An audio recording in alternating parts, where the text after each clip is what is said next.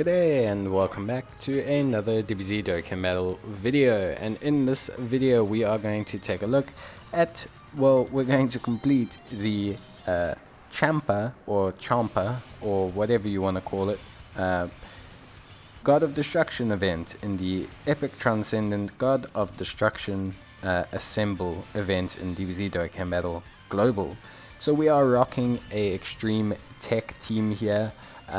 Champa is a little bit easier than, well, Belmond, I would say, is probably the easier of the two AGL bosses. Definitely think that in terms of both fights, Champa is way easier. So that is something to be aware of. But that being said, this team does very well. It does need to stack and build up its defense. So generally what I say to you is that you're going to want to probably make sure you pop your item and then let this team build up. You've got a lot of units here that need to build up and get better defense. You've got units like Marseille, you've got units like the SS2 Vegeta. So just overall you have a lot of units that do need to build those defensive stacks so that they can really get that defense going.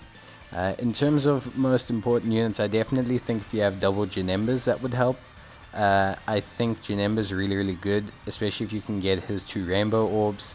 Obviously he'll proc that buff for everyone else on the rotation and give himself damage reduction, which is super helpful. Otherwise, in terms of units, I definitely think Frieza is probably the second most important. After his easy A, Frieza just can stack defense super fast. He gains that additional health back every single turn. That healing is so like vital to this team, and he just does a lot of damage. He gains that extra key against super type enemies. He does a large amount of damage against them. Just overall really impressive. So I definitely think that Frieza is the second most important unit.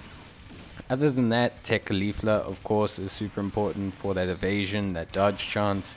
And the fact that she can evade is the reason why the Frieza strategy works, pretty much. Obviously, like I say, you just want to keep activating items so that you can kind of keep up that DPS, you can keep up that damage, and you can just stop yourself from taking damage. And also you just really need to stack your units as much as possible, because that's really what's going to help you out the most.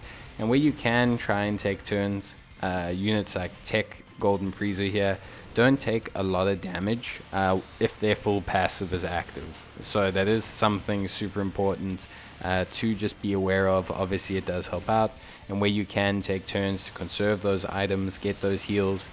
Demon King Piccolo is very decent. Obviously he is pretty solid in terms of his performance. He has damage reduction, so that does help. So we'll see how it goes there. But of course, once you activate the item, Demon King Piccolo does have pretty good defense reduction. Obviously, your main goal is to try and get him to turn 7 without taking too much damage. Because again, remember, once he gets to turn 7, he does transform, which is helpful. It does increase his defensive capabilities, gives him permanent damage reduction for a couple turns. Just makes him overall a bit better. He does generate tech orbs, which helps out with healing, so we do want to obviously keep him around.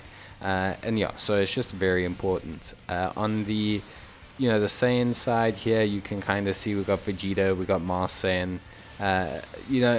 Their choices because of functionality, but realistically they are somewhat, how do I say, weaker in terms of options. They don't necessarily stack super fast, and they can kind of be caught out from units like Champa and that in the early rounds if they get super attacked, but we did get fortunate and they were not super attacked. Obviously now we've got Janemba on rotation, super helpful unit to have on rotation with Golden Frieza. The main reason being is just because obviously once he activates that increase in attack and damage, it basically makes Golden Frieza take no damage because he's got that additional support. And you'll also increase the damage from Frieza's defense, so Frieza should be more than fine. So realistically a good setup for us on this turn. You can see there, obviously we still have the items active as well, so this is something to be aware of. Frieza coming in with 4 million attack stats also helps because, really helps us in reducing the amount of damage that we're going to take. And then Janemba doing some really good damage as well. And that's obviously because we have Big Bad Bosses activated on both of their sides. So that's obviously really good from that perspective. Caulifla, you're going to want to float generally because you kind of just want to move her where you can kind of avoid her taking damage. And that way you can kind of shift Mars Saiyan and the Vegeta into situations where they're maybe not so vulnerable or exposed to potential super attacks. Because if they get super attacked before they can stack up enough, they are just going like their 50k. It's just a lot of damage. Obviously, it's something we had to do because, you know, having her dodge a multitude of attacks is way better than him obviously taking 20-30k, and it's been justified by her now dodging the super attack.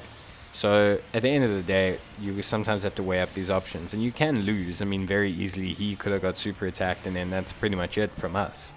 But at the end, like, you kind of have to weigh up these options, and that's how you get the victory. Like, there's still always that element of RNG when you are running imperfect teams. If you're running teams where everyone's rainbowed and you have every unit in the game, sure, it's pretty easy to make no mistakes, I want to say, because your units either A, stack so fast, or B, they just do too much damage, or they just have so many stats and you have such a big health pool to play with. I mean, if every single unit in this team was rainbowed, if Mars Saiyan was rainbowed, if Caulifla was rainbowed, because that provides additional health pool, you know, it would make things a lot easier. It would make the team a lot easier. Golden Frieza being rainbowed, if I had my own Janemba and he was rainbowed, like, it just makes the whole team function way better. And it's just because of that additional stats, that extra 50-60k of health gives you some room to maneuver. It just allows you to kind of, you know, not make mistakes, but it makes the times you do get punished not so crucial to your run. It doesn't hinder you or scapegoat you or, you know, cripple you for the entirety of your run. So that's always quite helpful to have happen, at least.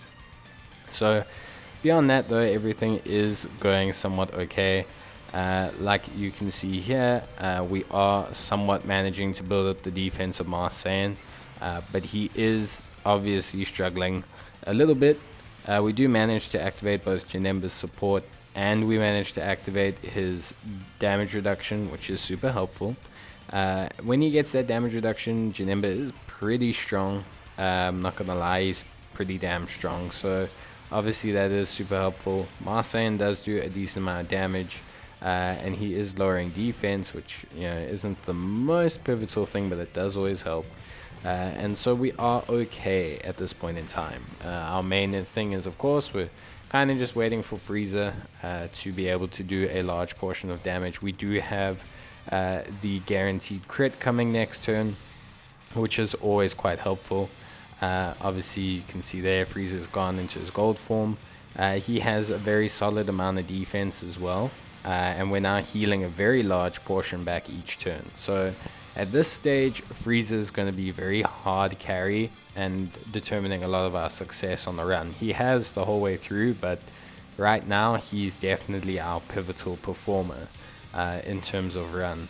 Obviously, getting orbs and everything, healing up, letting the other units build up defense does help. But you can see here that we've really just focused on having Frieza in the pivotal positions. And Frieza's going to be doing a lot of damage here. He's going to be doing 4 million. It's a guaranteed crit, so it's like a bar of health almost off of a God of Destruction unit. Yeah, there we go. He does the second one, which is super helpful. So you can see here he's really carrying the offensive payload. Doing 2 bars of health essentially in one turn is always rather impressive. And double raising his defense means he shouldn't take a tremendous amount of damage. I mean, 171k is high, but it's not kill zone. It's still quite strong enough. And Vegeta here does okay at the back end tanking, and we live to see another day. And because we have Caulifla, we know that we can tank this turn essentially. And so at this stage, we can obviously maneuver our orbs around, make sure Mars Saiyan gets some more orbs, and then try and get Piccolo to get some orbs as well. So right now we're looking more than fine. We're looking okay. We should be able to wrap up the victory. Obviously have a single bar of health left. So we should be fine. We do have enough health pool. We are running a tad bit low, but again, because Tech Leaflet is not going to take any damage, it is quite helpful. So yeah, Bardock, well, Master Saiyan I should say, is doing some good damage as well. He does double super here, which obviously helps him from a defensive aspect. And then Demon King Piccolo should never really get us killed once he's transformed. He doesn't take too much damage. He's got a decent enough damage reduction. He does raise his defense on his super as well. So realistically, we should be fine. Yeah, 4k, really not much at all. And now we are fortunate enough in that Frieza will end things off here for us, and we'll be able to claim the win. Of course, we could transform Janemba and get some more orbs on the field. That would also help, but we are so close at this stage that it's not entirely necessary. So yeah, nice, good team build here. Good, solid run. Very successful run. A little bit of luck, but I think the team build is solid enough to get things done. So yeah, let me know down in the comments below how you find the battle against Champa. How do you find it? Did you find it hard? What team builds did you use? Are you using a hybrid Saiyans or a Saviors or a Resurrected Warriors? What are you using to beat this God of Destruction stage? And of course, in regards to that, what units are you using? And well, how well do you think they do? But that's going to be it from me, guys. I hope you enjoyed the video. And as always, until the next video, stay safe. And I'll see you guys next time. But until then, bye.